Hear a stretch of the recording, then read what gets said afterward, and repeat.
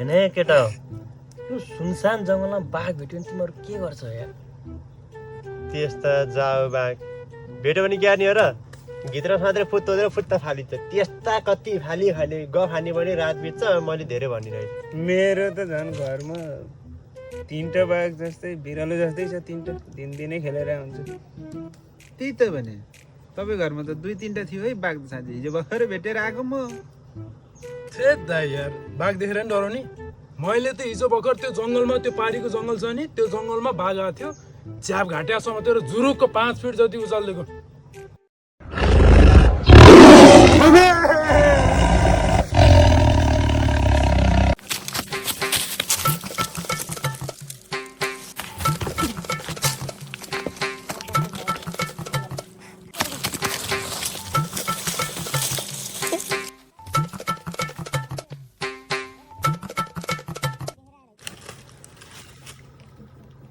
हो रहेछ